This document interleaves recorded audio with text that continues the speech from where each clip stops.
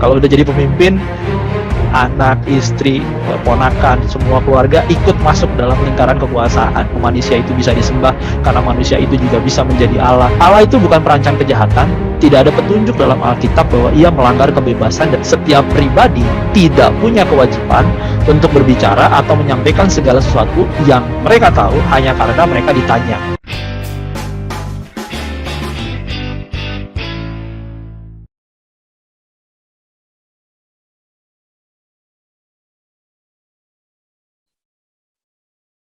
Allah mengeraskan hati Firaun, padahal Firaun sudah merelakan kepergian bangsa Israel. Ini udah sempat kita singgung waktu 2 minggu lalu ya, ketika kita membahas garis besar kitab Keluaran.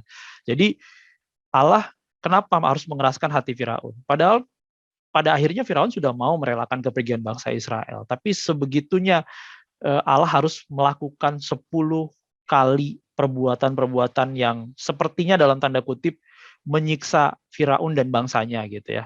Yang keempat, apakah Allah adalah penipu di dalam Keluaran 3:18? Bagaimana kita tahu, nanti kita akan baca juga dalam Keluaran 3:18 itu Allah seperti seolah-olah membuat tipuan kepada Firaun. Padahal pada akhirnya Allah juga mempertontonkan gitu ya, mukjizat-mukjizat atau kejadian-kejadian luar biasa. Lalu kenapa Allah harus membuat seperti tipuan kepada Firaun gitu?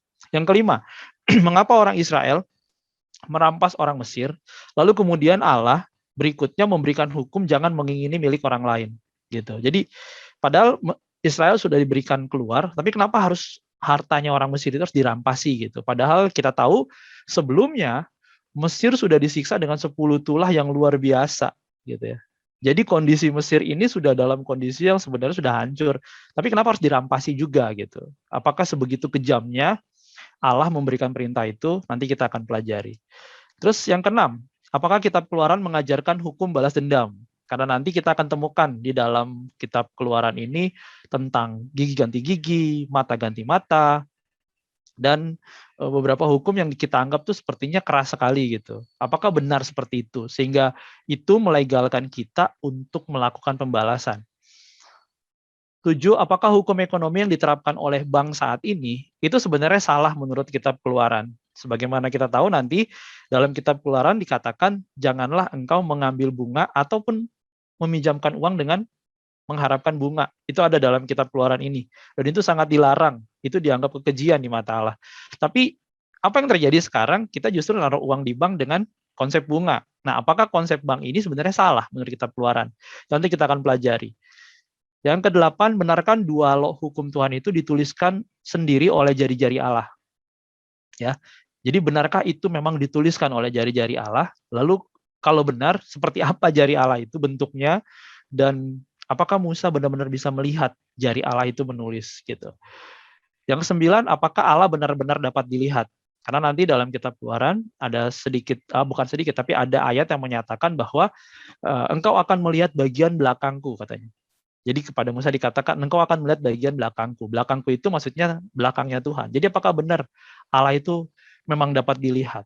Dan yang 10, benarkah Laut Merah benar-benar terbelah? Ini udah sempat saya singgung di pertemuan pertama kemarin ya, 2 minggu lalu ketika kita baca garis besar kitab Keluaran. Nah, untuk malam hari ini kita hanya akan membahas 1 sampai 5 saja. Jadi bagian pertama sampai bagian kelima. Untuk pertanyaan ke-6 sampai ke-10 kita akan kupas di pertemuan berikutnya, di part kedua di 2 minggu kemudian ya, 2 minggu lagi ya. Kita akan bahas mulai malam hari ini di pertanyaan pertama dulu. Nah, mengapa keturunan Musa tidak terlalu diekspos? Padahal ini adalah kitab karangan Musa. Kitab Keluaran ini adalah kitab karangan Musa. Lalu kenapa keturunan Musa sendiri tidak terlalu diekspos? Nah, kita akan belajar dulu siapa-siapa saja bagian inti atau ruang lingkup kekeluargaan Musa ya. Yang pertama, istri Musa itu Zipora. Dalam Keluaran 18 ayat 2 dikatakan Zipora adalah istri dari Musa. Dan yang kedua, nanti kita temukan dalam kitab Bilangan ada yang disebut dengan istri Kus. Jadi di sana di dalam kitab Bilangan 12 itu diceritakan Harun dan saudara perempuannya, itu saudara perempuan Musa itu mempertanyakan Musa mengambil seorang perempuan Kus. Nah, beberapa penafsir mengatakan, ini ada tafsiran yang mengatakan bahwa sebenarnya Musa tidak memiliki 2 istri, tetapi 1 istri, yaitu Zipora tadi. Nah, di dalam bilangan 12 itu sebenarnya pengulangan. Perempuan Kus di sini itu diceritakan sebagai perempuan yang berkulit hitam. Jadi kalau kita baca nanti dalam Alkitab versi bahasa Inggris, contohnya misalnya King James Version, perempuan Kus di sana tidak dituliskan perempuan Kus, tetapi Ethiopian woman. Jadi wanita dari negeri Ethiopia. Nah, Zipora ini diduga sebagai perempuan di daerah wilayah Ethiopia itu, yaitu wilayah Midian tadi. Jadi yang dimaksudkan dengan perempuan Kus di sini adalah Zipora sendiri.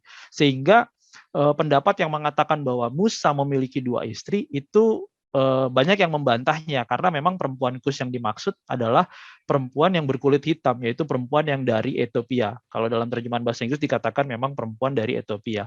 Jadi Zipora memang dianggap sebagai perempuan yang dari Ethiopia tadi, karena memang dalam kitab Keluaran dikatakan Musa melarikan diri sampai ke tanah Midian. Tanah Midian itu diduga di daerah Ethiopia sekarang, dan menikahi seorang perempuan bernama Zipora. Jadi kalau nanti ditanya berapakah istri Musa, banyak pendapat mengatakan 1, yaitu Zipora, dan perempuan Kus yang dimaksud dalam bilangan 12 adalah Zipora sendiri, gitu ya. Tapi memang penafsir-penafsir lain mengatakan ini adalah 2 perempuan yang berbeda. Hanya saja menariknya, mengapa pendapat yang mengatakan bahwa istri Musa hanya 1 itu lebih kuat, karena memang nantinya dalam kitab Tawarikh kita menemukan anak-anak Musa yang dicatatkan itu hanya anak-anak Musa berasal dari keturunan Zipora, tidak dari perempuan Kus ini. Perempuan Kus ini sama sekali tidak disinggung dalam catatan Tawarikh, sehingga pendapat yang mengatakan bahwa istri Musa itu sebenarnya hanya 1 itu lebih kuat. Nah, yang kedua, anak-anak Musa. Kita tahu dalam Keluaran 18 ayat 3 sampai 4, anak-anak Musa di sini dikatakan Gersom dan Eliezer. Nah, ini yang menarik. Dalam Alkitab itu ada 3 orang Gersom dicatatkan, atau dituliskan dalam bahasa Ibrani juga bisa disebut dalam pembacaannya itu sebagai Gerson. Yang pertama itu Gersom anak Lewi. Jadi Lewi, 12 anak Yakub, salah satunya adalah Lewi, dan Lewi ini memiliki anak bernama Gersom, dan itu anak pertama gitu ya. Dalam Kejadian 46 ayat 11 itu dicatatkan, dan juga dalam 1 Tawarikh ayat 6. Lalu Gersom anak Musa ini. Jadi yang si Gersom anak Musa dalam Keluaran 18 ayat 2. Yang ketiga, Gersom kepala dari keluarga pihak bapaknya Pinehas yang menyertai Esra dari Babylon. Jadi ketika bangsa Israel berangkat dari Babilonia, dari Babel, itu Esra didampingi oleh seorang yang bernama Gersom. Itu tercatat dalam Esra 8 ayat 1 dan Esra dan ayat 2 ya. Nah, keturunan Gersom dan Eliezer dicatat dalam 1 Tawarikh 23 ayat 14 sampai 17. Jadi, keturunan Musa justru dicatatkan sangat detail itu di dalam 1 Tawarikh 23 ayat 14 sampai 17. Tidak dicatatkan secara mendetail di dalam kitab Keluaran ataupun dalam kitab-kitab catatan Musa yang lainnya seperti kitab Imamat, kitab Bilangan, dan kitab Ulangan. Apa yang menyebabkan hal ini? Nah, beberapa buku yang saya baca, buku tafsiran yang saya baca, banyak ahli memberikan pendapat bahwa inilah yang membentuk atau inilah yang mencirikan kepemimpinan Musa begitu kuat. Sehingga mengapa orang Israel menempatkan Musa sebagai pemimpin besarnya. Bukan semata-mata karena Musa berhasil membawa bangsa Israel keluar dari Mesir, dari perbudakan, tetapi memang karakter Musa sendiri yang membuat Musa ini layak dihargai dan pantas diberikan tempat tertinggi sebagai pemimpin besar dalam bangsa Israel. Karena kenapa? Karena dari kitab Keluaran kita mendapat sebuah pesan penting tentang bagaimana Musa dianggap sebagai pemimpin besar di mana ia tidak menempatkan keluarganya sebagai bagian penting dalam lingkar kekuasaan. Nah, karena itulah bangsa Israel begitu menghormati dan menempatkan Musa sebagai pemimpin yang dianggap pemimpin terbaik. Jadi berbeda sekali dengan pemimpin-pemimpin sekarang ya Bapak Ibu, kita tahu sendiri ya. Kalau sudah jadi pemimpin, anak, istri, ponakan, semua keluarga ikut masuk dalam lingkaran kekuasaan. Nah, karena itulah kenapa Musa tidak banyak mencatatkan keturunannya di dalam kitab-kitab yang dia tulis sendiri.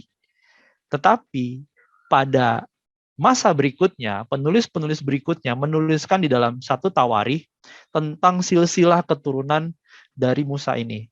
Dan memang di dalam kitab Tawarikh secara jelas dicatatkan bahwa keturunan Musa ini bagian daripada Israel. Walaupun di dalam kitab Tawarikh memang dituliskan secara detail juga bahwa keturunan Harunlah yang nantinya akan menempati posisi jabatan sebagai pekerja di dalam rumah Allah atau sebagai imam. Keturunan Musa justru tidak dicatatkan di sana. Ya, jadi memang ketika orang bertanya mengapa keturunan Musa tidak tercatat secara jelas di dalam kitab Keluaran, memang banyak penafsir yang mengatakan bahwa ini justru alasan yang dibuat oleh Musa sendiri, karena Musa memang tidak mau keturunannya menjadi masalah dalam lingkar kekuasaan. Karena ketika Musa sudah berhasil membawa bangsa Israel keluar, Musa diangkat menjadi pemimpin besar di sana. Oke, kita akan jawab pertanyaan kedua.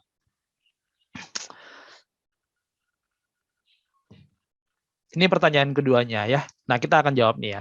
Dalam Keluaran 7 ayat 11 dikatakan begini, berfirmanlah Tuhan kepada Musa, lihat aku mengangkat engkau sebagai Allah bagi Firaun. Jadi, mengapa Allah justru mengangkat Musa sebagai Allah bagi Firaun. Nah, dalam Keluaran 7 ayat 1 dikatakan demikian, berfirmanlah Tuhan pada Musa, lihat aku mengangkat engkau sebagai Allah bagi Firaun dan Harun abangmu akan menjadi nabimu. Lalu, bagaimana kita mencermati ayat ini gitu?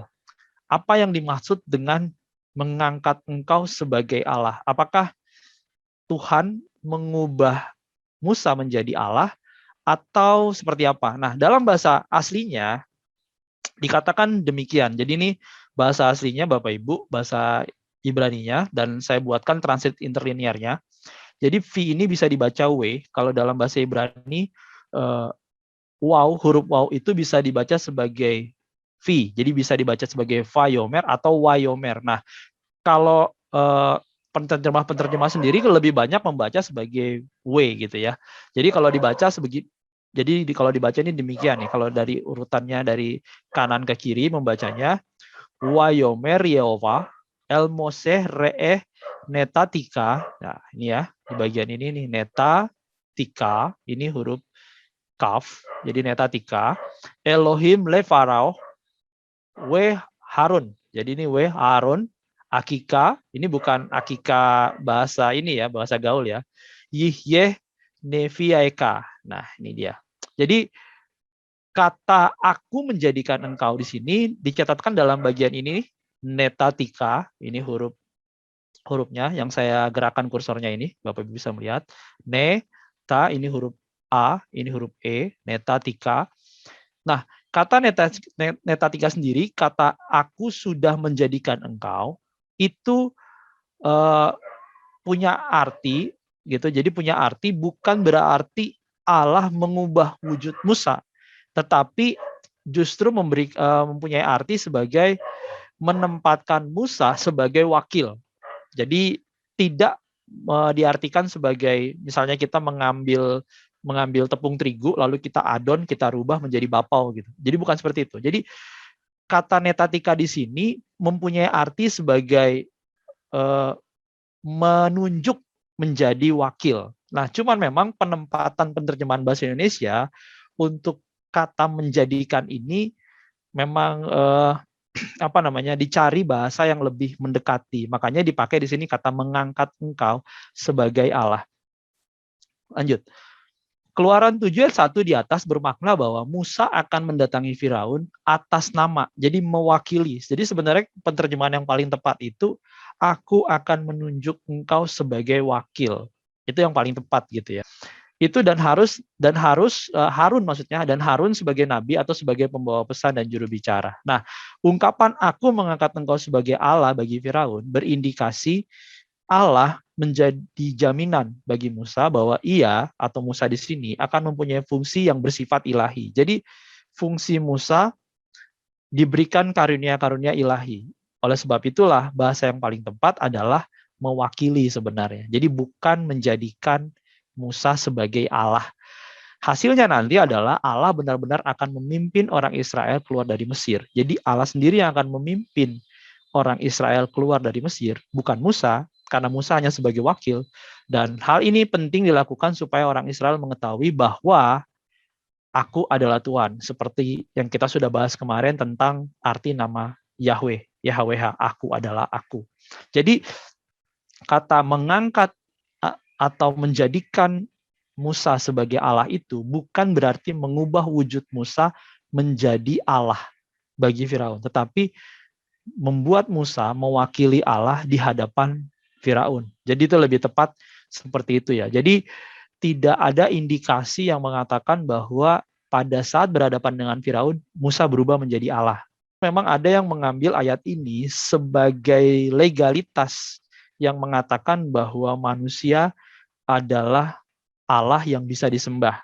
Karena kenapa? Karena Musa pernah dijadikan sebagai Allah. Jadi ini tidak menempatkan, jadi ayat ini tidak menempatkan Musa menjadi Allah. Ini bukan menempatkan manusia sebagai Allah, tetapi ayat ini membuat sebuah sebuah gambaran bahwa Musa diangkat sebagai wakil daripada Allah. Jadi yang dimaksudkan oleh Yesus ketika berbicara bahwa bukankah ada tertulis bahwa engkau juga adalah Allah, itu bukan menunjuk bahwa manusia juga sebagai Allah, tetapi manusia adalah wakil Allah di bumi. Jadi ayat ini jangan diterjemahkan bahwa pada saat itu Musa dirubah menjadi Allah atau Musa berubah menjadi Allah. Lanjut ya. Nah, kita akan baca keseluruhan supaya kita paham nih. Dari Keluaran 6 pasal 27 sampai 29 dan 7 pasal 1, 2 dan 4, 5.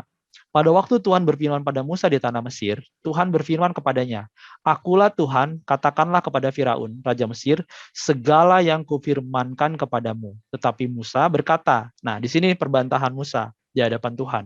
"Bukankah aku ini seorang yang tidak petah lidahnya? Bagaimanakah mungkin Firaun akan mendengarkan aku?" Berfirmanlah Tuhan kepada Musa, pasal 7 ayat 1, "Lihat, aku mengangkat engkau sebagai Allah bagi Firaun dan Harun abangmu akan menjadi nabimu." Nah ini ya, ayat yang tadi kita persoalkan. Tapi pasal 7 ayat 2-nya mengatakan, "Engkau harus mengatakan segala yang kumerintahkan kepadamu dan Harun abangmu harus berbicara kepada Firaun." Jadi yang ditunjuk berbicara adalah Harun, supaya dibiarkannya orang Israel itu pergi dari negerinya. "Bila mana Firaun tidak mendengarkan kamu, maka aku akan mendatangkan tanganku kepada Mesir dan mengeluarkan pasukanku, umatku, orang Israel dari tanah Mesir dengan hukuman-hukuman yang berat." Pasal 7 ayat 5, "Dan orang-orang Mesir itu akan mengetahui bahwa akulah Tuhan apabila aku mengacungkan tanganku terhadap Mesir dan membawa orang Israel keluar dari tengah-tengah mereka." Jadi kalau kita baca keseluruhan ayatnya, pasal 6, 27, 6, 28, 6, 29, 7, 1, 7, 2, 7, 4, 7, 5, kita baru baca jelas, baru bisa ketahuan jelas bahwa yang dimaksudkan mengangkat engkau sebagai Allah di sini bukan mengubah Musa menjadi Allah, tetapi menunjuk Musa menjadi wakil untuk mendemonstrasikan kuasa-kuasa ilahi tadi, kuasa-kuasa Allah. Karena kenapa? Di pasal 7 ayat 4 dan ayat 5 dikatakan bahwa tangan Allah sendiri ya mendatangkan tanganku kepada Mesir, mengeluarkan pasukanku gitu ya dengan hukuman-hukuman berat. Jadi lewat Musa tangan Allah itu menyatakan demonstrasi-demonstrasi tadi, hukuman-hukuman yang berat, keajaiban-keajaiban tadi yang kita kenal sebagai tulah-tulah tadi. Jadi kita di sini bisa jelas bahwa Musa tidak diangkat dan tidak dirubah menjadi Allah, tetapi Musa ditunjuk mewakili Allah. Jadi Bapak Ibu nanti ketika membaca ayat ini, jangan timbul pikiran sebagaimana beberapa orang yang akhirnya mendirikan aliran sesat yang menyatakan bahwa manusia itu bisa disembah karena manusia itu juga bisa menjadi Allah sebagaimana Musa dijadikan Allah. Tapi kita memahami bahwa Musa memang ditunjuk sebagai wakil Allah dalam demonstrasi kekuasaan di hadapan Firaun. Kita masuk pertanyaan ketiga, mengapa Allah mengeraskan hati Firaun padahal Firaun itu sudah mau merelakan kepergian umat Israel ya.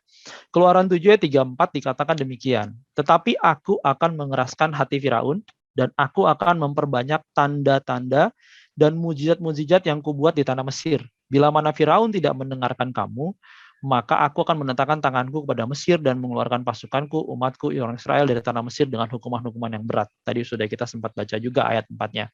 Nah, apa yang dimaksudkan dengan kata mengeraskan hati Firaun ini? Nah, Bapak Ibu, ketika kita membaca satu ayat ini, memang seolah-olah kita mendapati kesan bahwa sebenarnya Firaun itu berbuat kejahatan karena Allah yang membuat Firaun melakukan kejahatan. Sehingga ini menjadi sebuah pembenaran terhadap orang-orang yang mengatakan bahwa mereka menjadi jahat karena memang Tuhan yang menjadikan mereka menjadi jahat, atau dalam tanda kutip takdir gitu ya. Nah, padahal ayat ini tidak berdiri sendiri. Kita ketika membacanya nggak boleh membacanya hanya satu kata. Dan ini yang menjadi penyakit di dalam proses penafsiran atau proses pengajaran. Kebanyakan hamba-hamba Tuhan memang senang mengutip satu dua ayat lalu mencoba mendirikan tafsiran berdasarkan satu dua ayat tersebut. Padahal ketika kita menafsir, kita perlu membaca keseluruhan konteks. Nah, tema mengeraskan hati sebenarnya tercatat 20 kali dalam Keluaran, di sepanjang Keluaran 4 sampai Keluaran 14. Nanti Bapak Ibu bisa teliti sendiri ya di rumah ya, di tempat masing-masing. Coba baca Keluaran 4 sampai Keluaran 14 secara seluruhnya, lalu coba di di stabilo atau di garis besarin atau di headline kata mengeraskan hati. Pasti nanti kita akan temukan setidaknya tercatat 20 kali. Nah, Firaun di sini berinisiatif atas seluruh proses tersebut dengan mengeraskan hatinya sendiri sebanyak 10 kali selama berlangsungnya 5 tulah pertama. Kalau Bapak Ibu teliti membacanya dalam Keluaran 7 ayat 13, ayat 14, ayat 22, Keluaran 8 ayat 15, ayat 19, ayat 32, Keluaran 9 ayat 7, ayat 34, ayat 35, dan Keluaran 13 ayat 15 sebanyak 10 kali, justru Firaun sendiri yang berinisiatif mengeraskan hatinya. Pada saat itulah Firaun selalu mengeraskan hatinya sendiri selama berlangsungnya 5 tulah pertama. Jadi bukannya ia membiarkan karya-karya atau fenomena-fenomena yang dilakukan oleh Allah untuk melunakkan hatinya selama berlangsungnya 5 tulah itu dan menyimpulkan bahwa Yehwa atau Yahweh adalah satu-satunya Allah yang benar, Firaun malah menjadikan bukti ini sebagai dasar pengerasan hatinya.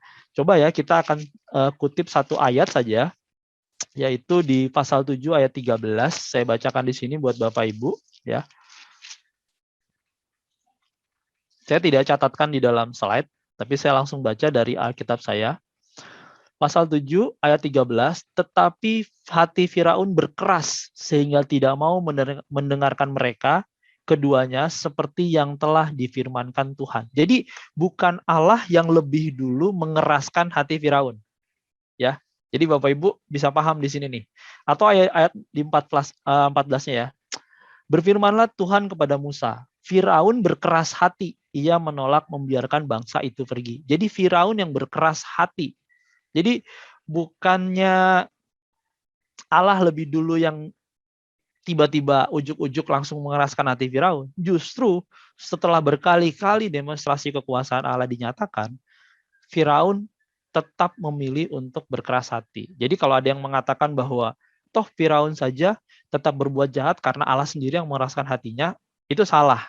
Jadi ini bukan menjadi legalisasi untuk kita sampai sekarang masih tetap dalam kejahatan kita, lalu kita membela diri mengatakan bahwa saya berbuat jahat ini justru karena Tuhan yang mengizinkan saya untuk melakukannya. Ya, lanjut. Kelihatannya bahwa Firaun sudah mencapai batas kebebasannya yang membabi buta selama berlangsungnya tulah kelima, 5 tulah. Sebab sesudah itu, semasa kelima tulah yang terakhir, Allah sendiri yang dengan konsisten pada akhirnya mengeraskan hati Firaun. Nanti Bapak Ibu bisa baca di Keluaran 9 ayat 12, Keluaran 10 ayat 1, ayat 20, ayat 27, Keluaran 11 ayat 10, Keluaran 14 ayat 4, 8, 17. Nah, dari sini kita bisa memahami Bapak Ibu, ketika kita melakukan kesalahan, dosa, pelanggaran, pintu pengampunan itu terbuka lebar. Sangat-sangat terbuka lebar. Allah selalu membuka tangannya untuk kita mau untuk menerima kita datang terhadap pengampunan. Tetapi menariknya, Ketika kita sendiri yang mengambil keputusan untuk terus mengeraskan hati, pada akhirnya Allah bisa berbalik. Justru Allah sendiri yang nantinya akan mengeraskan hati kita. Dan ketika Allah sudah mengeraskan hati kita, sebenarnya itu bukan menjadi sebuah legalisasi bahwa kita pada akhirnya melakukan dosa karena Allah mengeraskan hati kita. Sebenarnya enggak, karena sebetulnya lebih dulu kita yang berulang kali mengeraskan hati kita sendiri terhadap pengampunan.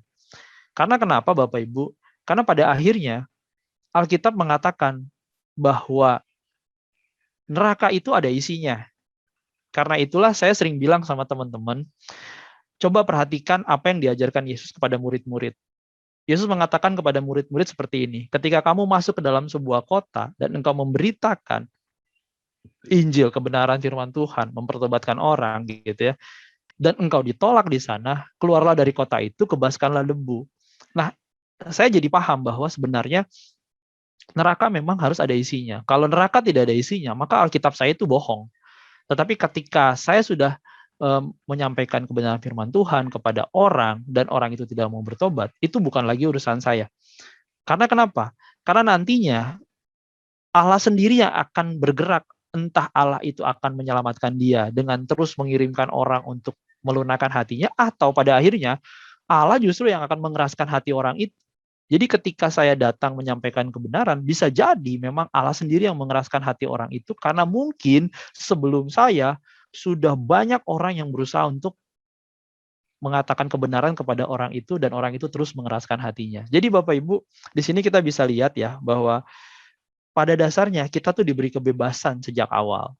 Jadi Allah itu tidak ujuk-ujuk memberikan hukuman. Allah itu selalu memberikan ruang pengampunan yang begitu besar. Tapi ketika ruang pengampunan ini sudah sampai pada batasnya dan kita tidak juga mengambil kesempatan itu, maka pada akhirnya Allah sendiri memang sudah nggak peduli dan pilihannya adalah mengeraskan hati seperti yang dilakukan kepada Firaun ini. Jadi Allah itu bukan perancang kejahatan, tidak ada petunjuk dalam Alkitab bahwa ia melanggar kebebasan dan kehendak Firaun, sebagaimana seperti tadi katakan bahwa kita ini sejak awal diberikan kebebasan, atau bahkan tidak ada petunjuk yang mengatakan bahwa Allah memanfaatkan Firaun untuk menumpuk pembalasan atas rakyat Mesir pada nantinya.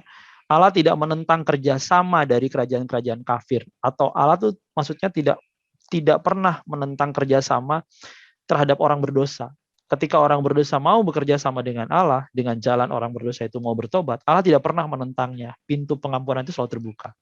Gitu ya. Jadi Firaun sebenarnya bisa bekerja sama dengan Allah sebagaimana yang dilakukan oleh Kores dalam pembuangan ke Babel. Perhatikan di sini, ketika Raja Kores diminta untuk membebaskan bangsa Israel dalam pembuangan ke Babel, Raja Kores memberikan jalan dan Allah tetap dimuliakan walaupun raja itu sendiri memutuskan untuk membiarkan Israel kembali dari Babel. Walaupun pada dasarnya Raja Kores itu sendiri dalam catatan Alkitab bukan raja yang pada akhirnya menyembah Allah, tetapi hanya karena membiarkan bangsa Israel pergi keluar dari Babel, dianggap Raja Kores ini bekerja sama dengan Allah. Seandainya Firaun melakukan hal yang sama, permintaan dari Allah adalah membebaskan bangsa Israel dan Firaun mengiyakan, mungkin Firaun itu standarisasinya akan sama dengan Raja Kores. Bagaimana kita tahu, banyak hamba Tuhan mengkhotbahkan bahwa Raja Kores ini adalah raja besar yang diberkati karena sekalipun dia tidak percaya Allah, tapi dia justru menjadi jalan pembebasan bagi bangsa pilihan Allah gitu ya. Maka hasil dari peristiwa Keluaran tersebut akan sama. Artinya Firaun dan Raja Kores bisa mempunyai level yang sama. Tetapi di sini karena Firaun yang berulang kali mengeraskan hati, maka Firaunlah yang patut dipersalahkan atas kekerasan hatinya sendiri dan bukan Allah. Jadi kita tidak bisa menempatkan Allah sebagai yang bersalah mengeraskan hati Firaun sehingga akhirnya Firaun mendapatkan hukuman. Tetapi Firaun sendirilah yang bersalah. Karena kenapa? Karena Firaun sudah dipertontonkan demonstrasi kuasa Allah yang begitu banyak, tetapi Firaun tetap mengeraskan hati. Berbeda dengan Raja Kores. Raja Kores tidak dipertontonkan banyak demonstrasi kekuasaan daripada Allah, tetapi Raja Kores memberikan jalan bagi bangsa Israel untuk kembali dari Babel. Nah, Karena itulah Raja Kores menempati posisi yang lebih baik daripada Firaun, walaupun dalam catatan sejarah dua-duanya sebenarnya raja yang pada akhirnya tidak mengakui Allah atau Yahweh sebagai Tuhan mereka gitu ya. Kita masuk ke pertanyaan keempat gitu ya. Apakah Allah itu masuk dalam kategori penipu dalam Keluaran 3 ayat 18? Keluaran 3 ayat 18 dikatakan demikian. Dan bila mana mereka mendengar perkataanmu, maksudnya perkataan Musa, maka engkau harus beserta para tua-tua Israel pergi kepada Raja Mesir, dan kamu harus berkata kepadanya, Tuhan Allah orang Ibrani, nah ini dalam bahasa Ibraninya dikatakan Yahweh, Allah orang Ibrani, telah menemui kami, maksudnya Musa dan tua-tua itu. Oleh sebab itu, izinkanlah kiranya kami pergi ke padang gurun 3 hari perjalanan jauhnya untuk mempersembahkan korban pada Tuhan Allah kami. Nah, indikasi penipuannya di mana? Nah, dari pembacaan ayat ini kita bisa baca bahwa Tuhan mengajarkan kepada Musa untuk bicara kepada Firaun, atau Tuhan memerintahkan kepada Musa untuk bicara kepada Firaun, kata-katanya seperti ini. Tuhan Allah orang Ibrani telah menemui kami, oleh sebab itu izinkanlah kiranya kami pergi ke padang gurun 3 hari perjalanan jauhnya. Untuk apa? Untuk mempersembahkan korban kepada Tuhan. Pertanyaannya, kenapa Tuhan harus menyuruh Musa berbohong sedemikian rupa?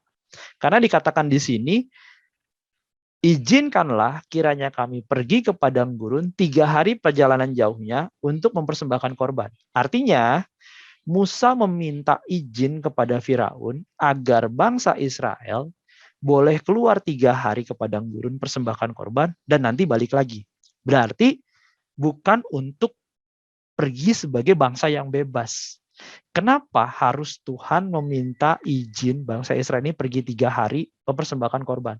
Kenapa nggak langsung jelas-jelas aja bahwa memang Tuhan ingin membebaskan bangsa Israel? Bukankah sejak awal ketika Musa ditunjuk, ketika Tuhan menemui Musa dan Tuhan menunjuk Musa sebagai nantinya nabi yang akan membebaskan bangsa Israel, memang tujuannya akan membebaskan bangsa Israel. Tapi kenapa ketika pertemuan awal dengan Firaun, Tuhan justru menyuruh Musa berbohong, yaitu meminta izin membawa si bangsa Israel ini 3 hari mempersembahkan korban, lalu nanti akan kembali lagi gitu. Sebagai apa? Sebagai bangsa jajahan. Kenapa harus begitu? Bukankah dari awal memang mau keluar gitu ya? Kenapa harus pura-pura mempersembahkan korban? Kenapa nggak bilang saja bahwa Tuhan telah menemui kami dan Tuhan berfirman bahwa engkau harus membebaskan kami? Kenapa nggak seperti itu? Kenapa justru pakai strategi dulu, pakai penipuan dulu, pakai pura-pura dulu, pakai gimmick-gimmick dulu gitu.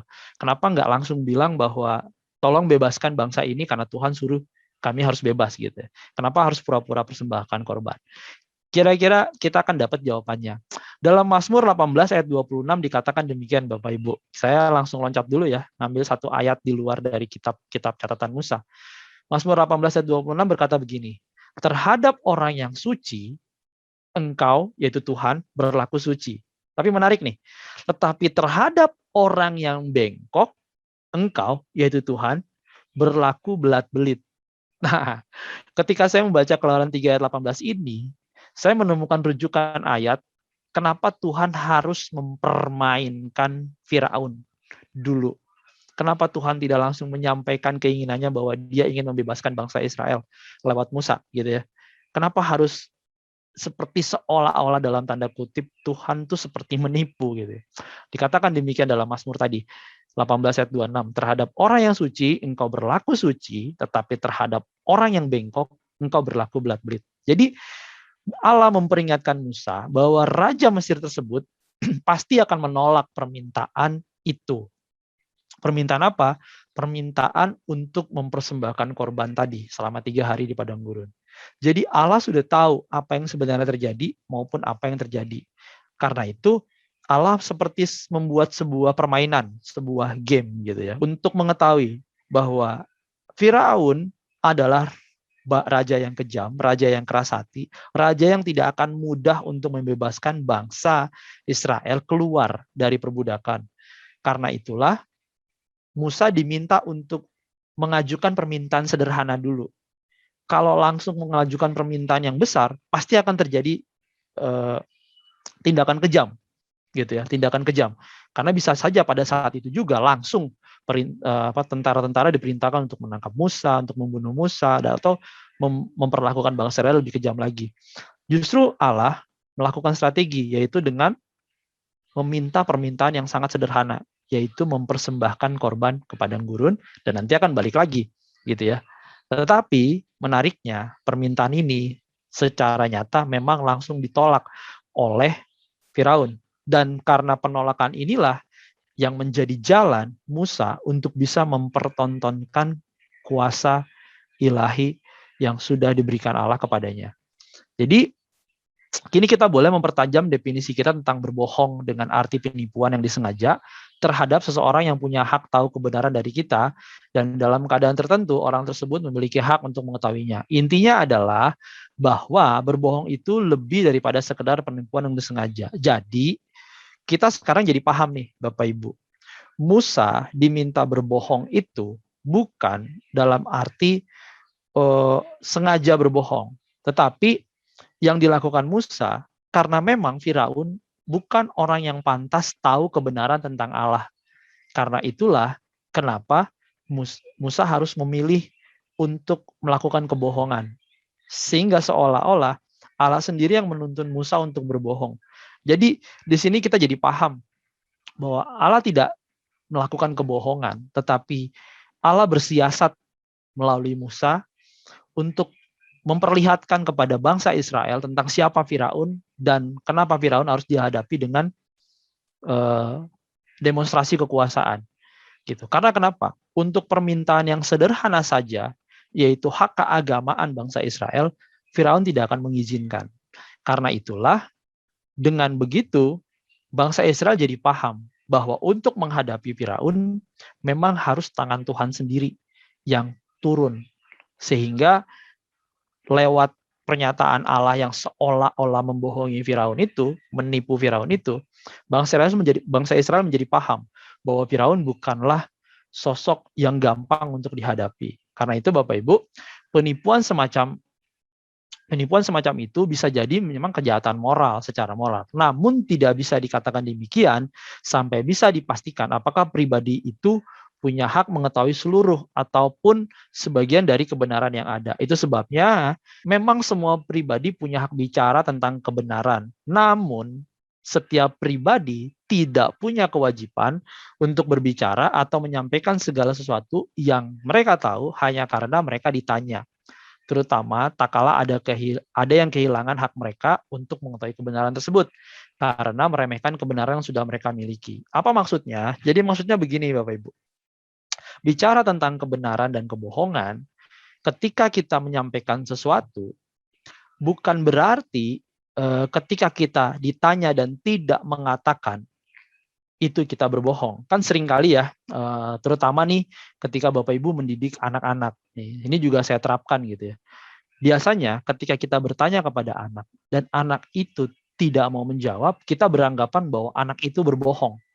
Betul ya? Kita beranggapan bahwa anak itu berbohong. Nah, bukan berarti dia menjadi berbohong. Karena kenapa? Karena setiap pribadi memiliki hak untuk menyatakan atau tidak menyatakan. Ini yang menjadi landasan yang membuat hak kepada seseorang untuk berkata terhadap apa yang dia lihat, dia saksikan, berkata benar atau tidak. Dan mereka memiliki hak untuk menyampaikan yang berkebalikannya. Kalau nanti Bapak Ibu yang belajar marketing pasti ngerti itu. Apalagi kalau yang sudah masuk di kelas magister ya atau S2. Beberapa teman-teman saya juga saya pernah diskusi tentang ayat ini. Apakah dalam berbicara kita perlu bersiasat dan apakah itu disebut dengan kebohongan? Itu tidak bisa langsung digarisbawahi sebagai sebuah kebohongan. Ya, jadi dari sini kita paham bahwa Allah tidak bermaksud untuk membohongi Firaun, tapi Allah dengan melalui Musa melakukan sebuah siasat untuk menunjukkan siapa Firaun melalui tindakan yang berikutnya dilakukan Firaun ketika menjawab apa yang disampaikan oleh Musa. Masuk pertanyaan kelima. Mengapa orang-orang Israel ketika keluar dari Mesir itu merampasi barang-barang orang Mesir, lalu kemudian di padang gurun Allah memberikan sebuah hukum yang kita kenal sebagai 10 hukum, dan salah satu hukumnya itu dikatakan jangan mengingini milik orang lain. Nah, latar belakang peristiwa yang tercatat 3 kali ini adalah janji Allah dahulu kala yang diberikan kepada Abraham dalam Kejadian 15 ayat 14, bahwa bangsa Ibrani atau keturunan Abraham itu akan meninggalkan Mesir dengan membawa harta benda yang banyak.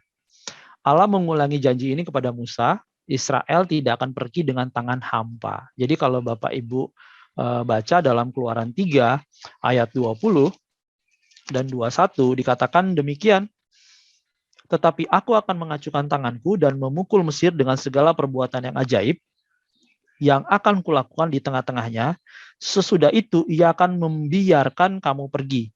Dan aku akan membuat orang Mesir bermurah hati terhadap bangsa ini, sehingga apabila kamu pergi, kamu tidak pergi dengan tangan hampa. Jadi sebenarnya tindakan ini adalah wujud dari penggenapan apa yang sudah Allah katakan sendiri di dalam Keluaran 3 ayat 20-21. Bahwa nantinya Allah sendiri akan membuat hati bangsa Mesir untuk rela menyerahkan hartanya kepada orang-orang Israel. Jadi orang Israel tidak merampas dalam tanda kutip apa yang dimiliki oleh bangsa Mesir. Tetapi dikatakan di sana Allah akan membuat orang Mesir itu hatinya akan lunak untuk memberikan barang-barang mereka kepada orang Israel. Karena itu Bapak Ibu, jenis penjarahan ini bukan penjarahan yang umum kita kenal atau dipakai dalam pengertian perampasan terhadap pihak yang kalah dalam perang atau pampasan perang ya, biasanya bilang gitu ya. Jadi kalau dua bangsa perang lalu satu kalah, lalu apa yang dia punya itu dirampas, nah itu disebut pampasan perang gitu ya. Jadi yang dilakukan oleh Israel terhadap Mesir ini bukan pampasan perang.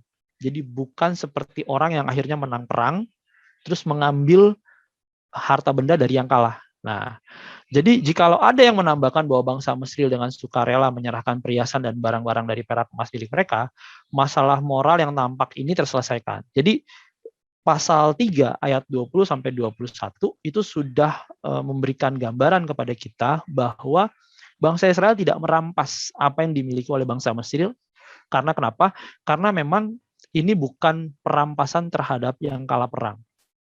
Nah, boleh saja orang menduga bahwa bangsa Mesir menganggap pemberian mereka sebagai bagian dari kompensasi atas kesengsaraan dan kerja keras yang kaum Ibrani alami dalam perbudakan selama berabad-abad. Jadi, beberapa penafsir mengatakan kerelaan hati orang-orang Mesir itu menyerahkan harta mereka itu karena memang orang-orang Mesir semacam tergerak hatinya untuk memberikan kompensasi terhadap kesengsaraan perbudakan yang dialami oleh bangsa Israel selama beratus-ratus tahun turun-temurun. Jadi itu yang beberapa penafsir katakan bahwa itulah yang dimaksud dengan Allah membuat hati orang Mesir itu mau rela menyerahkan. Jadi hatinya itu digerakkan untuk mengingat betapa sengsaranya bangsa Israel selama beratus-ratus tahun. Jadi beberapa orang yang tidak suka atau orang yang berseberangan dengan kita seringkali mendebat kekristenan dengan mengatakan bahwa Allahnya orang Kristen itu kejam. Kenapa kejam? Karena menyuruh orang Israel itu merampas hartanya orang Mesir. Jadi dengan penjelasan ini kita jadi paham bahwa sebenarnya Allah tidak menyuruh orang Israel untuk merampas. Tetapi memang Allah telah menjanjikan bahwa bangsa Israel ini harus terpelihara hidupnya. Sebagaimana janjinya kepada Bapak Abraham, Bapak Ishak, Bapak Yakub, 3 bapak besar orang Israel, di mana keturunannya akan dijaga. Dan juga kepada Musa, lebih dulu ketika Musa ditunjuk, Allah bertemu dengan Musa dan memanggil Musa, Allah sudah menjanjikan bahwa Israel tidak akan keluar dengan tangan hampa dari Mesir. Karena itu Bapak Ibu, Allah sendiri dengan senang hati mengatur hati bangsa Mesir terhadap Israel. Dalam Mazmur 106 ayat 46 dikatakan demikian, diberinya mereka mendapat rahmat. Jadi nanti bisa dibaca di situ ya. Jadi diberinya mereka mendapat rahmat. Jadi mereka ini siapa? Yaitu bangsa Israel. Dari pembebasan itu mereka diberikan rahmat. Lagi pula, kita ketahui bahwa di Mesir sendiri, Musa itu sangat terpandang. Sebenarnya, menurut catatan-catatan sejarah, kalau nanti Bapak Ibu suka nonton channel Discovery atau History, itu seringkali tuh diputar tentang perjalanan bangsa Israel keluar dari Mesir. Jadi penggalian-penggalian sejarah. Dan tokoh Musa ini memang justru tokoh yang sangat dikagumi oleh masyarakat Mesir, bukan cuma masyarakat Israel, justru masyarakat Mesir. Karena dibandingkan dengan Firaun yang terkenal kejam, Musa ini terkenal sangat dekat dengan orang-orang kalangan bawah. Jadi, penghargaan semacam itu tidak hanya didapat dikarenakan kualifikasi pribadi Musa, sekalipun ia punya reputasi yang sama dengan para alisir. Kan kita ketahui bahwa Musa itu mampu melakukan juga hal-hal mukjizat lewat tulah-tulah, ataupun melalui para pejabat di sana dan Firaun sendiri. Jadi penghargaan itu memang diberikan oleh bangsa Israel karena memang mereka mengenal Musa sebagai sosok yang sangat baik dan terpandang. Karena itulah ketika Musa memimpin bangsa Israel, bangsa Mesir itu dengan rela hati memberikan semacam seperti upeti, bukan seperti upeti ya, tapi seperti uang ongkos jalan gitu ya, ongkos jalan kepada bangsa Israel untuk bisa bertahan hidup di perjalanan mereka di padang gurun gitu. Rakyat Mesir pada umumnya mengakui bahwa Allah beserta dengan Musa dan bangsanya. Itu sebabnya mereka menjadi sangat bermurah hati dan inilah yang dicatat dalam ketiga bagian bacaan tersebut. Yang harus dilakukan oleh bangsa Israel hanyalah meminta. Bangsa Israel sudah siap mengakui bahwa Israel sesungguhnya telah diperlakukan dengan sewenang-wenang dan bahwa telah sangat nyata Allah hadir dalam kepemimpinan Yahudi sehingga mereka memberikan dengan segala senang hati gitu. Jadi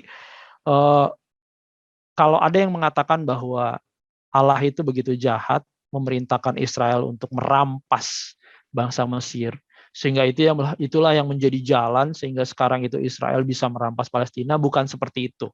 Jadi itu hanya tuduhan-tuduhan yang tidak benar gitu ya. Tuduhan-tuduhan yang tidak berdasar. Allah tidak memerintahkan Israel untuk merampas, tetapi Allah menggerakkan hati. Nah, kata menggerakkan hati ini beberapa penafsir mengatakan bahwa Allah seperti memutar balik ingatan orang Mesir terhadap betapa sengsaranya bangsa Israel selama 400 tahun telah menjadi budak bagi bangsa Mesir. Dan karena perbudakan inilah bangsa Mesir menjadi bangsa yang besar, menjadi bangsa yang dikenal sebagai bangsa awal-awal ilmu pengetahuan atau peradaban, gitu ya. Jadi hari ini kita membahas 5 kontroversi yang seringkali dipertanyakan dari Kitab Keluaran.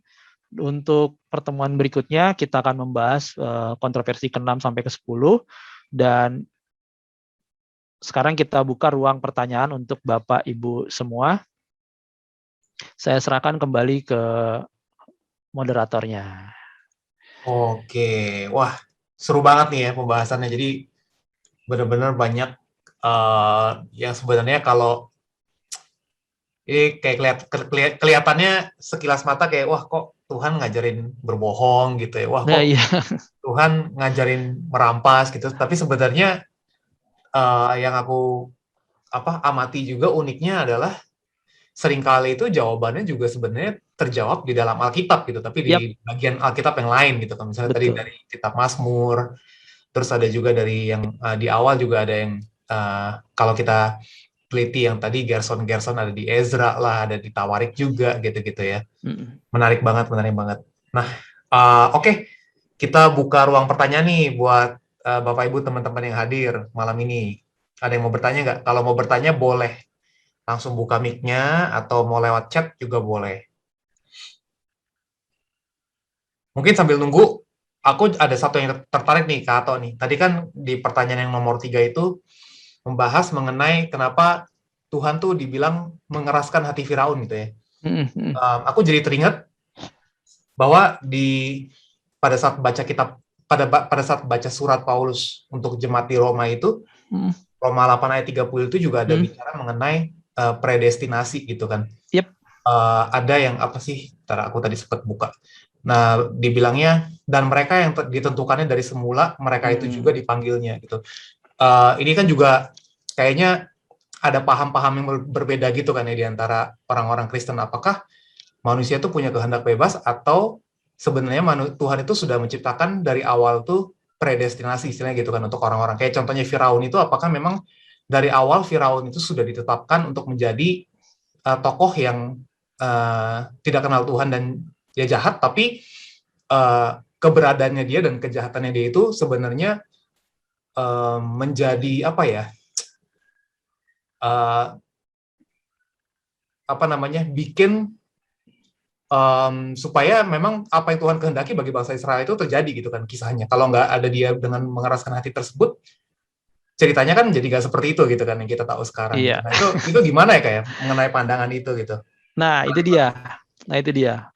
Ini dia yang jadi perdebatan. Jadi konsep predestinasi itu memang sudah sering kali kita di sekolah-sekolah teologi juga sering jadi perdebatan gitu ya.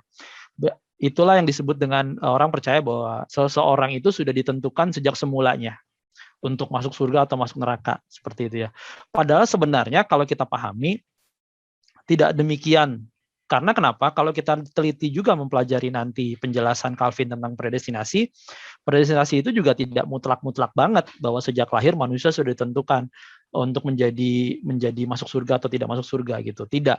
Nah, makanya kenapa kalau kita perhatikan dalam penjelasan Firaun tadi, banyak yang mengatakan bahwa inilah predestinasi awal-awal, bahwa kata mengeraskan hati, ketika Allah mengeraskan hati Firaun itu seolah-olah itu menjadi sebuah legalisasi tentang predestinasi, bahwa ketika kita memang sudah ditentukan masuk surga, ya kita masuk surga, dan kalau kita tidak ditentukan masuk surga, ya kita masuk neraka. Sejak awalnya sudah seperti itu. Lalu untuk apa dong kalau gitu kita bertobat? Atau pada akhirnya kalau saya bertobat dan memang saya harus masuk neraka, saya akan berbuat jahat lagi pada akhirnya. Atau kalaupun saya tidak bertobat, saya terus melakukan kejahatan dan saya tetap dimasukkan ke surga, pada akhirnya nanti saya akan masuk surga. Nah, untuk memahami predestinasi, kita memang perlu membaca banyak rujukan-rujukan teks ayat yang lain. Kenapa begitu? Makanya tadi saya buka di dalam memahami kata mengeraskan hati Firaun tadi, saya buka dulu nih runtutannya, bahwa sebenarnya Firaun sendiri sudah berkali-kali mengeraskan hatinya sendiri. Artinya apa? Artinya memang dia sudah memilih jalan itu gitu. Itulah kehendak bebas gitu. Tetapi Allah tetap ingin menunjukkan kepada bangsa Israel bahwa demonstrasi kekuasaan ini masih ada untuk semakin meyakinkan iman bangsa Israel. Karena kalau kita perhatikan Bapak Ibu, setiap kali Allah melakukan tulah dan sudah menunjukkan begitu luar biasanya kekuasaannya itu, menariknya sebagian bangsa Israel malah mengeluh. Betul nggak? Malah berkeluh kesah. Karena kenapa? Karena kenapa? Karena setiap kali tulah telah terjadi, perhatikan ya, tulah 1 sampai tulah 5, kan Firaun sendiri yang mengeraskan hati. Setiap kali tulah terjadi, Firaun membalaskannya dengan beban kerja yang lebih berat kepada bangsa Israel. Dan karena beban kerja yang begitu berat, justru malah Israel jadi meragukan apa yang dilakukan oleh Allah. Justru malah berkeluh kesah dengan apa yang dilakukan oleh Allah. Karena itulah Allah tetap mau melakukan demonstrasi-demonstrasi itu untuk membuat bangsa Israel semakin yakin. Nah, ketika sudah sampai tulah-tulah berikutnya, dan Firaun tetap sampai pada batasnya, pada akhirnya Allah sendiri yang turun tangan untuk mengeraskan hatinya. Dikatakan Allah Alkitab seperti itu. Jadi pada destinasi itu tidak mutlak langsung dari awal sampai akhirnya Tuhan sudah menentukan kita masuk neraka. Karena itulah dalam kitab-kitab berikutnya, dalam Yesaya dikatakan dosa kita merah seperti kermiji gitu ya. Kita bisa disucikan putih kembali seperti bulu domba gitu. Jadi karena kenapa? Karena memang manusia itu diberikan apa yang disebut dengan kehendak bebas. Tetapi dalam tanda kutip nih, kehendak bebas itu ada batasannya. Kita ambil contoh paling sederhana, belajar dari apa yang terjadi pada Yudas. Apakah Yudas nggak diperingati oleh Tuhan? Sudah diperingatkan. Allah sudah berkali-kali memperingatkan, tetapi Yudas tetap memilih. Apakah dengan begitu bahwa Yudas memang sudah ditentukan akan masuk neraka? Tidak. Karena Yudas memiliki kehendak untuk tidak melakukan. Nah, tadi menarik pertanyaannya. Kalau misalnya Firaun mau bertobat, apakah sejarah perjalanan bangsa Israel terus jadi tidak seperti yang dicatat? Saya yakin bangsa Israel akan tetap keluar. Bayangkan ya, kalau Firaun tulah kedua saja sudah membebaskan bangsa Israel, pertanyaannya bangsa Israelnya bakal keluar atau enggak? Bakal keluar juga kan? Paling-paling yang hilang dalam catatan Alkitab apa? Pembunuhan anak sulung, kan itu aja yang hilang ya. Tapi apakah catatan sejarah tentang kerja Allah, tentang kuasa Allah itu akan jadi hilang? Enggak, karena bisa jadi catatan-catatan berikutnya kita akan melihat luar biasanya pekerjaan Allah di gurun yang lebih hebat lagi. Kan gitu. Jadi kita nggak bisa menggarisbawahi bahwa kalau misalnya seseorang itu bertobat lalu garis kehidupannya itu nanti keluar dari catatan Allah, atau seseorang tidak bertobat lalu keluar dari catatan Allah, enggak. Karena kenapa? Karena predestinasi itu bekerja di dalam koridor kehendak. Jadi yang dimaksudkan dengan predestinasi itu adalah surga dan nerakanya. Jadi tujuannya, makanya disebut dengan destinasi. Predestinasi itu adalah prosesnya, proses sebelum mencapai tujuannya. Tapi tujuannya sudah pasti, yaitu dua, antara surga dan neraka, antara kebenaran dan kejahatan, seperti itu. Nah, proses perjalanan inilah yang diliputi dengan kehendak bebas, kehendak bebas, kehendak bebas. Tapi itu tadi, Alkitab memang memberi catatan dengan tegas. Kehendak bebas ini juga memiliki batasan waktu. Ketika seseorang sudah melakukan begitu banyak kejahatan, dan ternyata pada akhirnya orang ini tidak mau bertobat, maka ya sudah pasti nih, masuknya pasti ke neraka. Pertanyaan sekarang gini, bagaimana dengan orang yang sepanjang hidupnya berbuat jahat, lalu ketika mau mati bertobat, apakah dia akan masuk surga? Kan gitu. Apakah ujung-ujungnya berarti dia adalah orang yang tentukan surga? Kita nggak bisa mengklaim itu. Karena kenapa? Karena nanti final destination-nya itu ada di dalam proses penghakiman. Karena itulah Yesus menjelaskan adanya proses penghakiman di hari akhir. Karena nanti yang menentukan apakah orang ini memang sudah menjalani destinasinya dengan baik atau tidak, itu adalah Allah sendiri. Kira-kira gitu sih penjelasannya. Oke. Thank you, Kang Ato, buat penjelasannya. Berarti instead of kita ngelihatnya, kalau memang orang jahat ini Tuhan pakai untuk menjalankan kehendak Tuhan, dibalik berarti kita ngelihatnya bahwa meskipun ada orang yang jahat sama kita, kehendak Tuhan pun tetap akan bisa terjadi. Dan betul. Kelemahan itu justru kuasa Tuhan makin dinyatakan gitu kan. Betul. Kelemahannya makin banyak, berarti kan kuasa Tuhannya makin banyak melindungi bangsa Israel gitu kan, memproteksi. Betul. Ya. Shalom. Ya, saya baru masuk. Siap.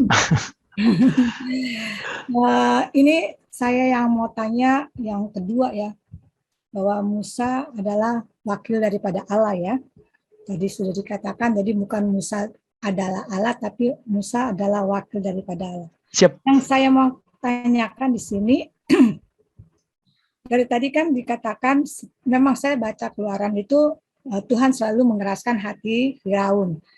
Terus setiap Musa kasih tanda, selalu Firaun keras lagi hatinya. Itu kata Tuhan yang beracara.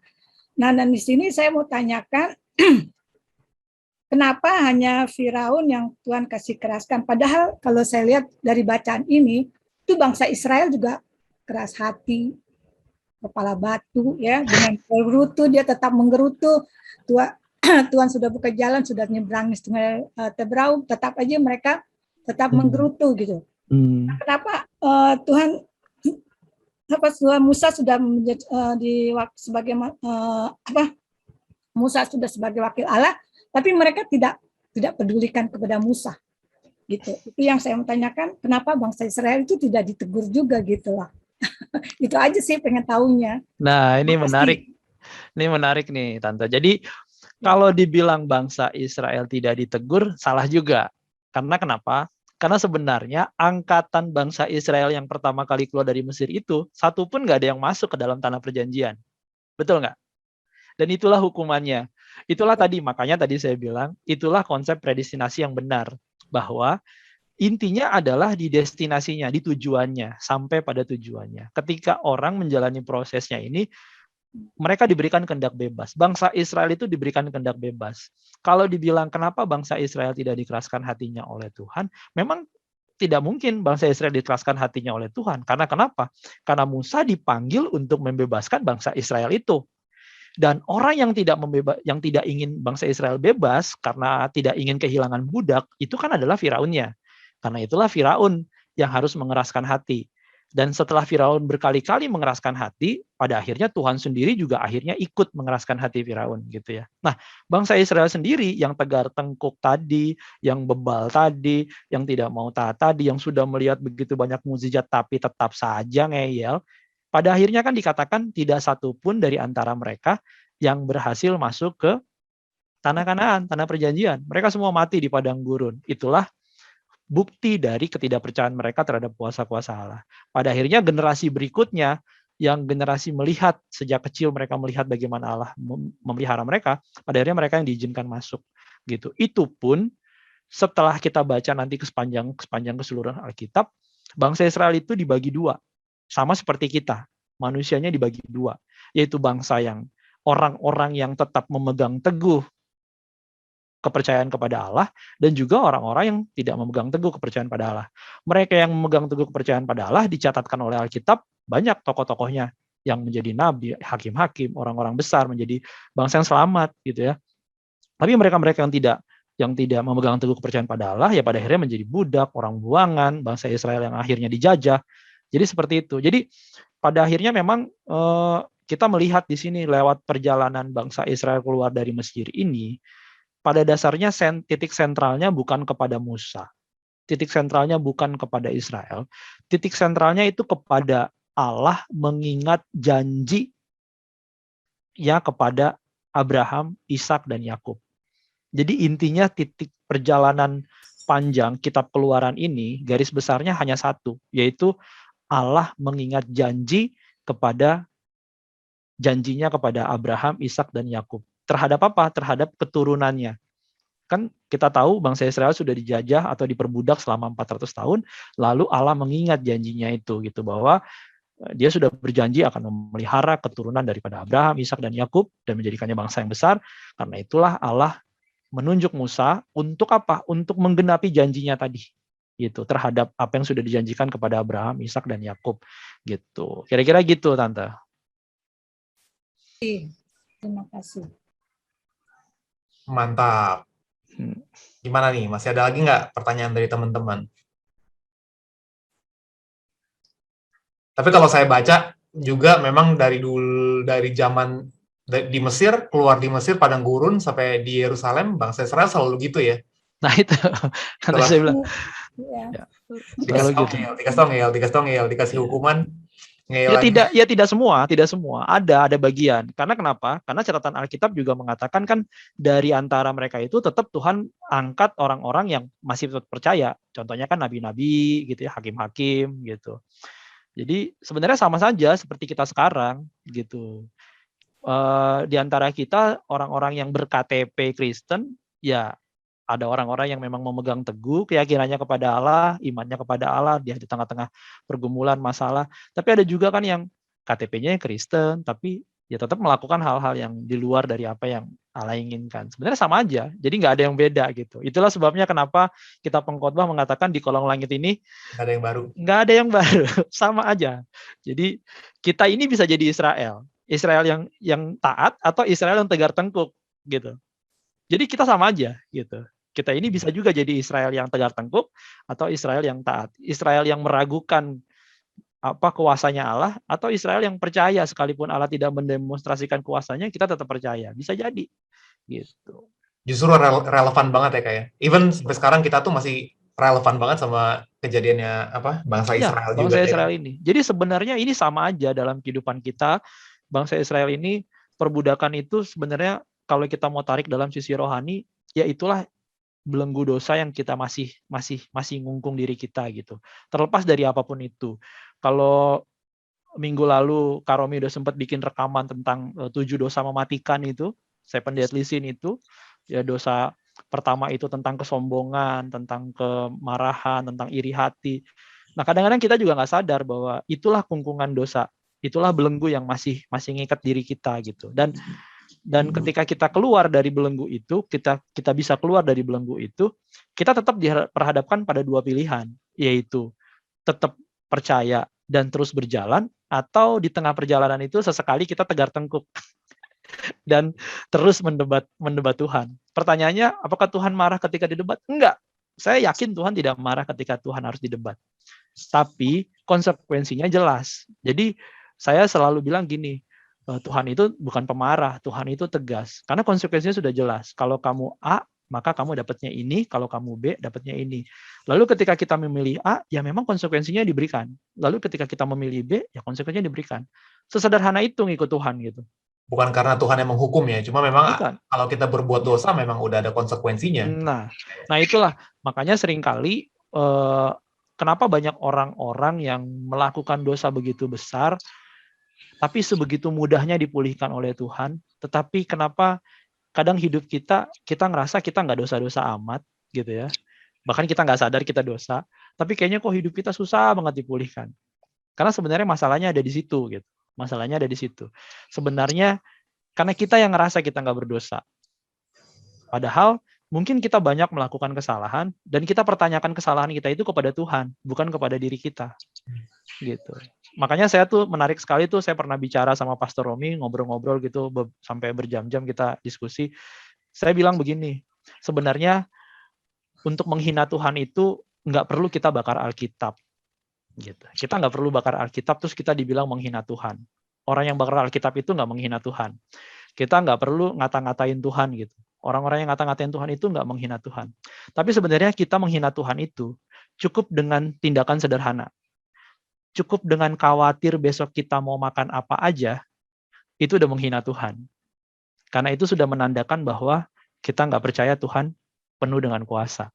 Gitu. Jadi merendahkan Tuhan itu sederhana, yaitu dengan tidak percaya kalau dia bisa pelihara kita. Itu udah selesai. Itu kita udah merendahkan Tuhan banget gitu. Gitu. Saya lagi, Pak. Boleh. Boleh. Ini pertanyaan dari anak yang ikut saya nih di samping saya dia. Oh, siap. Dia sudah baca Keluaran dan dia tanya, ini kenapa orang di sini kan tulah ke-10 anak sulung mati. Kenapa ikut binatang anak sulungnya juga ikut mati? Jadi saya nggak ngerti nih maksudnya. Nah, binatangnya binatang anak sulung di Mesir ya? Iya, di Mesir gitu ya. Mati. Nah, itulah. Jadi sebenarnya kata beberapa penafsiran memang saya baca memang jarang sekali buku-buku penafsiran yang membahas secara detail tentang kenapa binatangnya juga harus kena gitu. Jadi seolah-olah dalam tanda kutip binatang itu cuma sebagai bentuk tambahan saja demonstrasi kuasa, bahkan sampai binatang yang dipelihara orang Mesir pun harus mati gitu. Jadi bukan jadi binatang itu hanya semacam tambahan demonstrasi kekuasaannya, tapi itu tidak menjadikan poin penting. Karena kenapa? Karena yang disesali oleh Firaun bukan kematian ternaknya, tapi kematian anaknya gitu. Jadi memang itu bukan sesuatu yang penting sekali untuk dibahas, tapi memang kalau memang perlu dijawab, ya kira-kira memang banyak tafsiran mengatakan binatang-binatang ini juga ikut menjadi korban, itu sebagai bentuk demonstrasi betapa luar biasanya Allah dalam memegang kehidupan gitu. Jadi sampai binatang pun Allah berkuasa atas mereka gitu.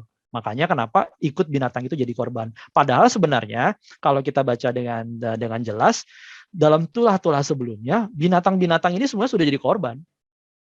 Gitu. Binatang-binatang ini sudah jadi korban semua. Ketika air menjadi darah, binatang-binatang semua pada mati gitu ya. Hampir sebagian binatang mati gitu. Ketika ada tulah lalat pikat, ketika ada tulah hujan es, binatang-binatang juga ikut mati. Jadi sebenarnya di demonstrasi kekuasaan terakhir ini Allah tetap juga ikut membunuh binatang bangsa Israel hanya untuk menambah lebih luar biasanya kuasa. Kira-kira di beberapa buku tafsiran sih saya baca seperti itu. Jadi memang nggak terlalu banyak spesifik menekankan kenapa harus binatang mati, tapi memang binatang itu juga diambil menjadi bagian untuk menunjukkan betapa Allah luar biasa berkuasa dalam kehidupan. Kira-kira gitu, Tante. Terima kasih. Nah, gitu katanya. Pak Rocky mau nanya, Pak Rocky. Iya. Salam, selamat malam. Salam, selamat malam, Pak. Apa kabar? Iya nih. Terima kasih itu atas sharingnya. Iya, ini kan kita mendengar kisah Musa ya. Kitab Keluaran kan keluar karena adanya kitab Keluaran ya mungkin karena peristiwa orang Israel keluar dari Mesir ya kan, betul.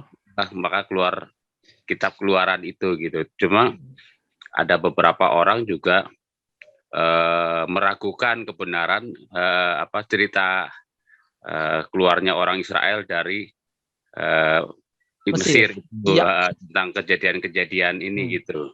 Mungkin Kang Ato bisa memberi saya penjelasan kalau ada yang tanya, emang apa benar sih gitu peristiwa Musa ini membelah laut ya gitu kan. Kejadian Musa, masalahnya kan peristiwanya 3.000, mungkin 6.000 tahun yang lalu kali ya kalau kita hitung dari sekarang. Kalau hitung dari sekarang, betul. Karena kita aja yang Majapahit tahun 1600 saja kadang-kadang nggak jelas itu, ya kan. Ibu kotanya di mana itu baru 400 tahun yang lalu ya kan. Iya. 1000 tahun yang lalu, luar biasa memang. Coba ya mungkin ada bisa beri kita beberapa pengetahuan kalau ada yang tanya emang benar nggak sih itu peristiwa Musa itu gitu Pak. Ya. Oke, sebenarnya 2 minggu lalu sudah sempat saya singgung gitu ya. Memang banyak yang meragukan kebenaran dalam kitab Keluaran ini. Salah satunya kebenaran tentang benarkah orang Israel itu diperbudak selama 400 tahun oleh bangsa Mesir. Karena kenapa? Karena memang dari penggalian-penggalian sejarah itu di dalam temuan-temuan penggalian-penggalian sejarah di Mesir tidak banyak yang mengindikasikan terjadinya perbudakan di masa itu terhadap bangsa Israel gitu. Walaupun memang dalam penggalian-penggalian yang lain memang ditemukan pengerjaan piramida Mesir itu memang dilakukan oleh banyak orang, ribuan orang.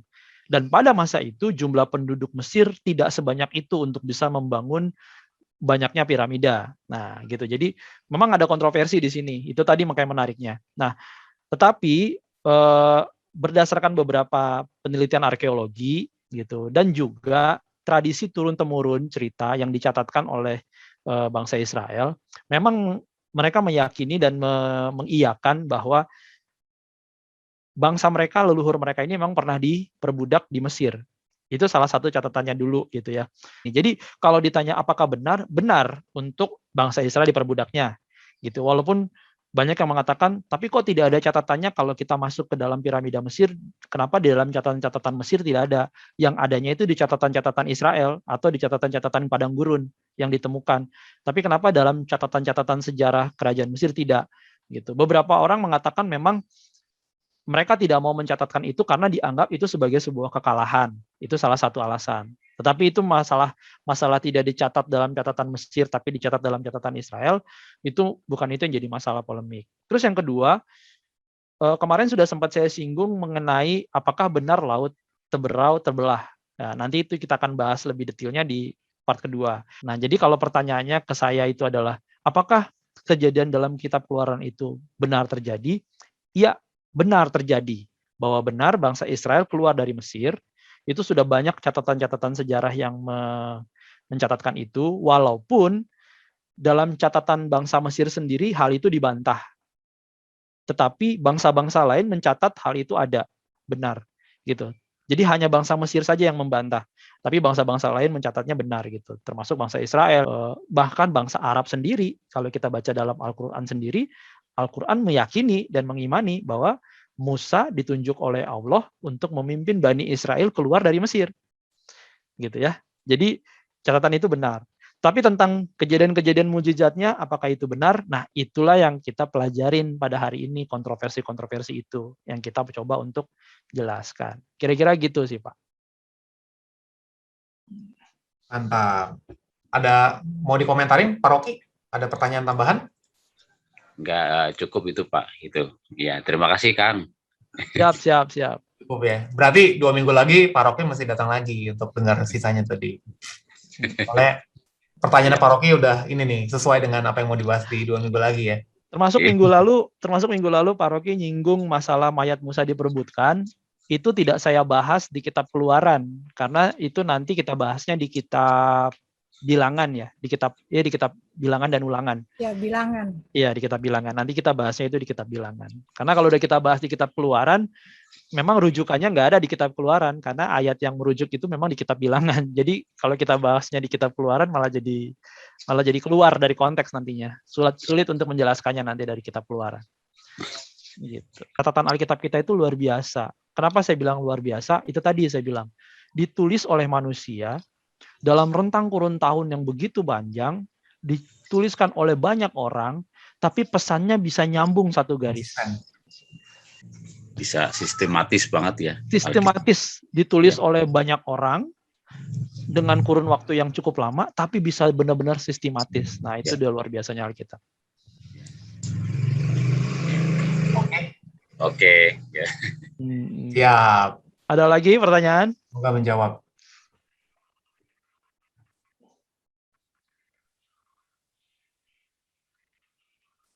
Oke, nah mungkin udah nggak ada lagi pertanyaan. Ini juga berhubung waktunya juga udah habis juga ya. Jadi sebenarnya kalau masih ada yang mau ditanya lagi nggak apa-apa, tapi mungkin kita simpen buat 2 minggu lagi pertemuan berikutnya, karena kita masih akan bahas keluaran nih, Bapak Ibu dan teman-teman sekalian. Dan siap. Iya, semoga hari ini sesinya bermanfaat buat kita semua. Buat saya sendiri juga sangat-sangat bermanfaat gitu ya.